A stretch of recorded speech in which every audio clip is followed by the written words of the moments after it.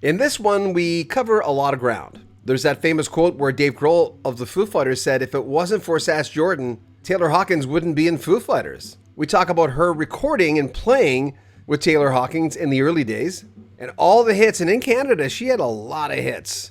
Her work with, of course, the Bucks, remember Closer Together, and a lot more on Rock History Canada.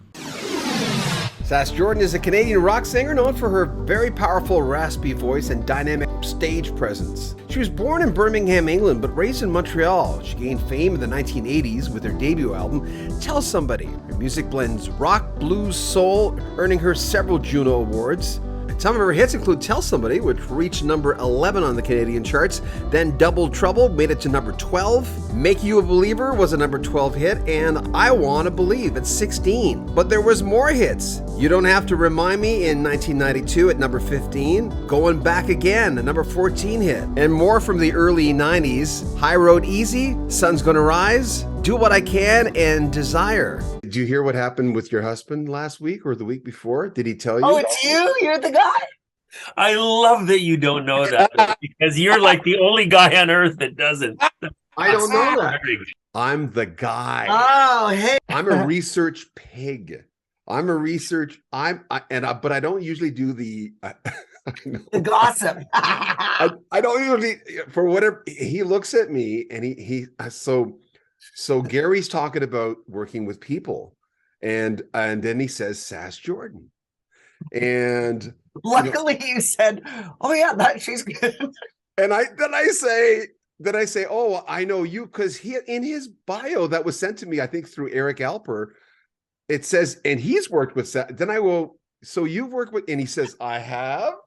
And I'm going, I actually turned around during the interview going, what, am I missing something? He says, you might be the only guy on the planet who doesn't know I'm married to Sass Jordan. And then he said something later. That's awesome. Then he said something later in the interview, and I said, I'm starting to wonder if you even know Sass Jordan. Anyway, there you go. When did they come up to you and say, like, do you know what you got here? Do you this instrument that you carry with you everywhere? I didn't have this. My voice didn't sound like this then. It's so interesting because I've heard a couple of recordings from like my very first band when I was like 14 or 15 or 16, somewhere around there. And I'm like, I cannot believe I ever sounded like that. It's just the most, it's like, it sounds, I don't mean pitch, but it just sounds flat. It doesn't have any, I don't know what that is. Maybe I'm a walk-in.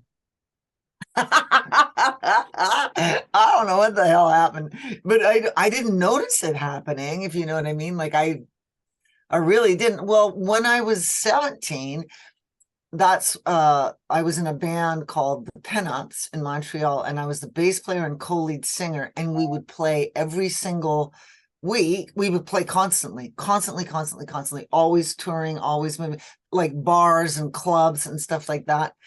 And I think, and also, 6 sets a night, 40 minutes a set, like it was insane. It was crazy stuff.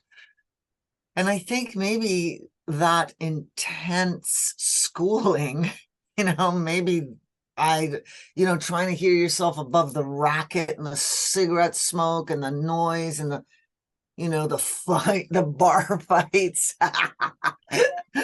all that kind of fantastic stuff. Where does that come from for you? Where the fact that you're on stage and there's this thing going on with the audience where you're brave up there. There's not every singer I can say that about. And so I'm overanalyzing it, isn't it? You just go up there and sing.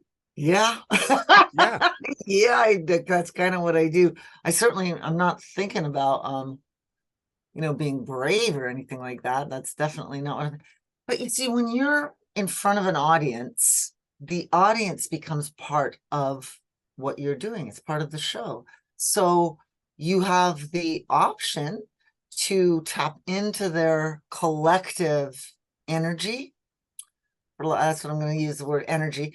And you use that to deliver it back to them through your lens. You know what I mean? So sometimes it's better than others. It depends on the energy of the audience that night. Sometimes it's just like magical and transcendent, and some nights it's more, just people who are just not necessarily really there or what have you. But the main thing is that it's what is resonant with you. So you had a resonant energy with Janis Joplin because you felt drawn or pulled to her from her voice. But that's because it worked with your energy. You know what I mean? It's because not everybody is for everybody. Nothing is for everything. You know what I mean? It's just like any kind of healing modality. It's not for everybody. It's for the, specifically certain people. What was it like for you growing up in Quebec? It's interesting what you just said, by the way, about being an artist from Quebec and being completely self-contained. In other words, you could be super well known in Quebec and nobody's heard of you anywhere else. And I find that that's kind of the way it is now, period, in the world, because of the internet. I mean, I just heard a band this morning called Camp, CAAMP. Never heard of them before. Well, don't they have, 250 million streams? They're extremely well known in their circle that they're in, just like me. But it's so compartmentalized. I mean, there's some things that, are like pop culture, but that's to do with a machine, an old machine called the music business. It was an old machine, the Beyoncés and the, what's his name? Harry Styles and all those, the K-pops and that's like a constructed star-making machinery, from A to Z. The whole thing is just constructed. You know what I mean? So, and those are I don't know if that's still going to continue. When I started doing it, it wasn't as rampant and everywhere as it is now. So the way I had it in my mind was that it was like a competition, which it kind of was, to be honest with you, but it was much more than a competition. It was it was a TV show. It was a well-run TV show. It was brilliant, I think. Really well done. In retrospect, I see it now. But I did, and I've never, ever, as an artist, been a fan of competitive. It just doesn't make any sense, because how can you, compete with something that's artistic? It just doesn't make any sense to me. Again, it's always going to be a popularity contest. I think that it morphed over the years, the whole concept of these kinds of shows, you know what I mean? And so what it would do was it would expose somebody to a huge audience for 10 minutes kind of thing. And then, it was going to be up to them to keep that going, etc., if they could or if they couldn't. And I mean, that's a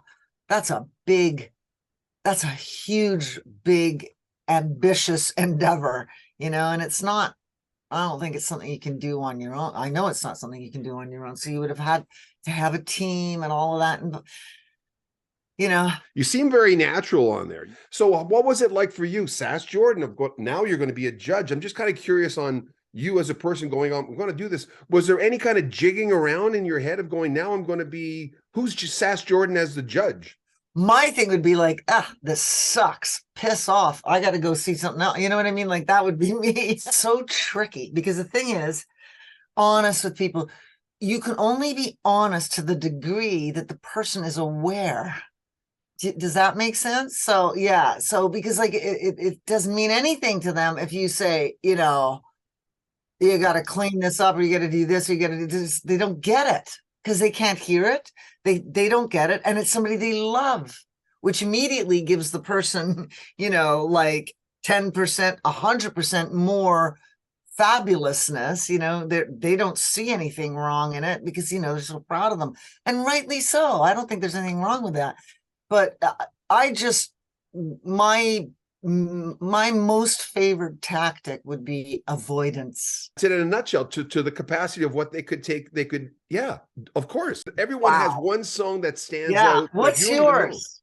All the Nasties by Elton John from Madman Across the Water, the first album I ever bought, because it's a song about self-betrayal. And I remember going, wow, that's cool. But I've been humming. Do you have one? Absolutely. You know what? There's more than one. There's more than one. But they repeat and repeat and repeat and repeat. And it doesn't matter how, but like definitely Steely Dan. Definitely Steely Dan. And I'm a pool keeper's son. I don't want to shoot no one. That one. And then there's other ones by them too. Wicked stuff. Like I just, it's like earworms, as they call them. I hated Supertramp when they were Supertramp. I hated them. I was like, ooh, and I love Supertramp now. Go figure. I love them now. You know what I mean? It's just so, it's odd. I don't know what shifted. I'm not sure. Probably me. Back to that, you know, the Resonant Energy. Okay, new album. Listening to Taylor on the drums, and that one hit me. Listening when he passed, I mean, what was your, it's overstating the obvious, what was your reaction when you found out? Total shock. It's like, it's shocking. You know, when you lose anybody, you know, it's just shocking. It's shocking at first. Then there's all the other stuff that happens. And then you just learn, or you start to live just with the awareness that they're just not there anymore. Well, not in a body. I know he's gone.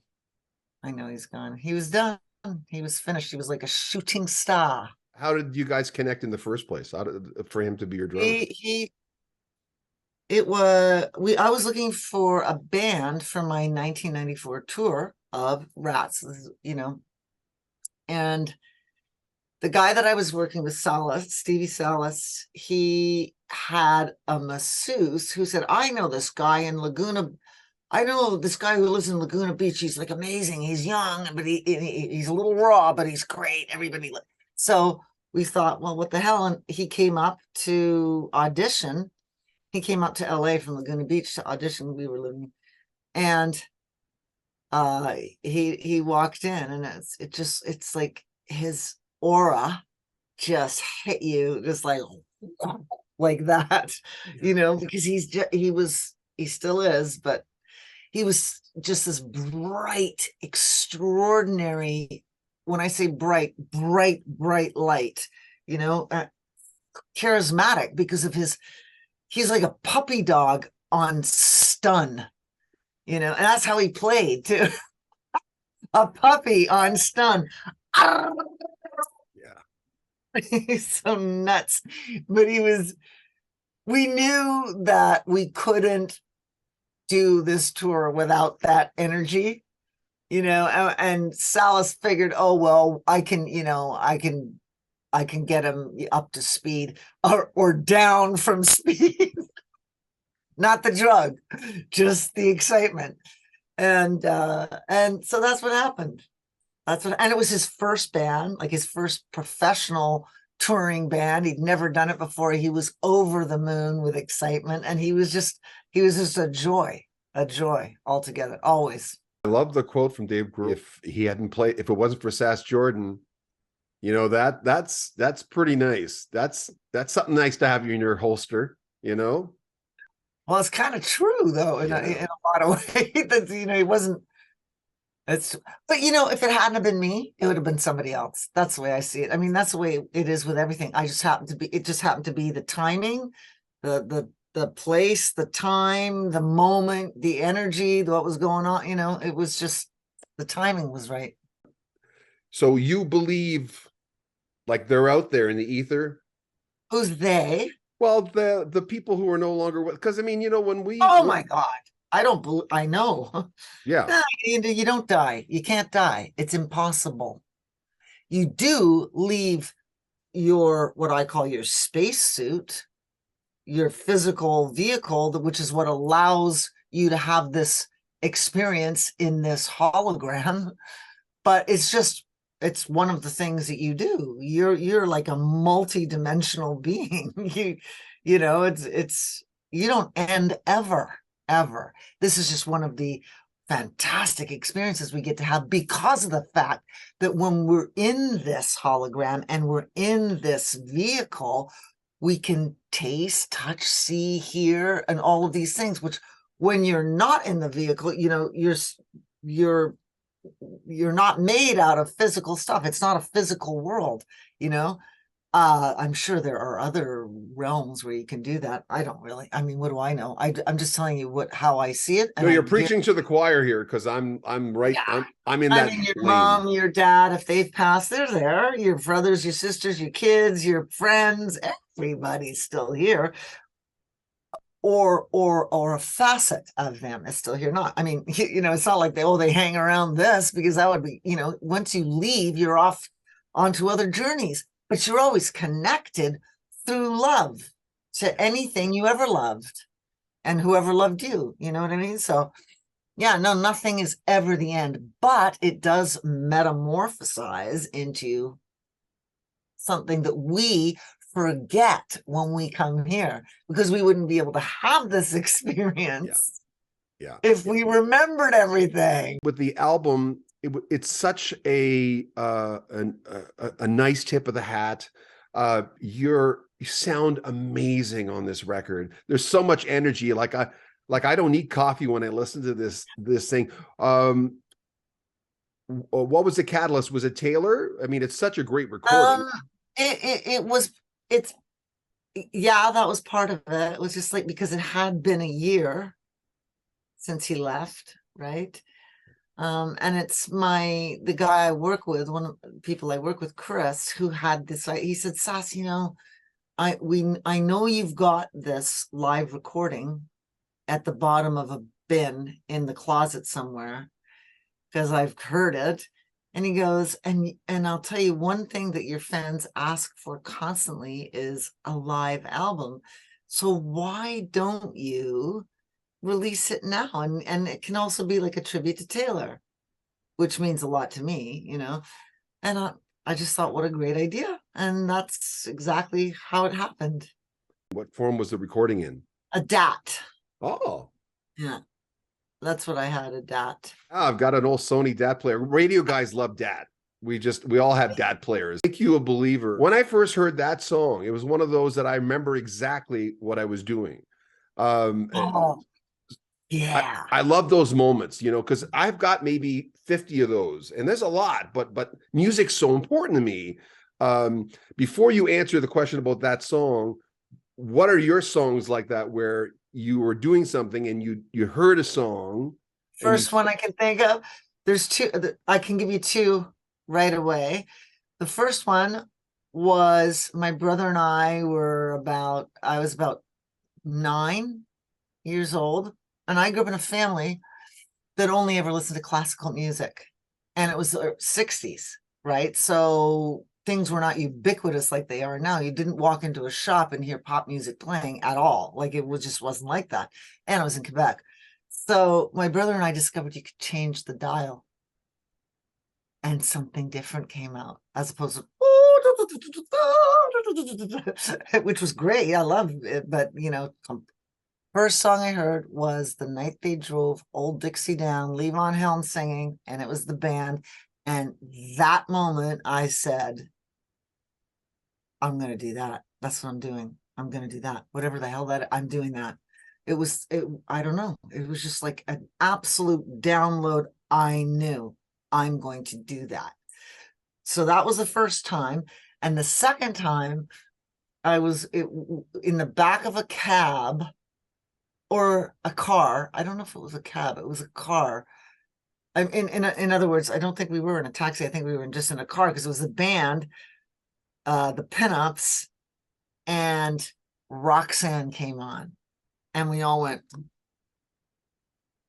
is that? Yeah, never heard it. What's that? It sounds like reggae, but it's not. But it's, you know, like, oh, unbelievable." So, you know, the Police, Roxanne, that was a huge moment right there. After that, are there others? After that, it gets blurry. Those were ones that were just like, wow, life-changing, you know? Hope you enjoyed that. Make sure you comment on our video, subscribe to our channel, and share our videos. If you want to make a donation to Rock History Music, Rock History Canada, or Rock History Book, there's a PayPal donation at the very top of the description. You can join our Patreon and get early access to our videos. I'm John Bowden. This is Rock History Canada.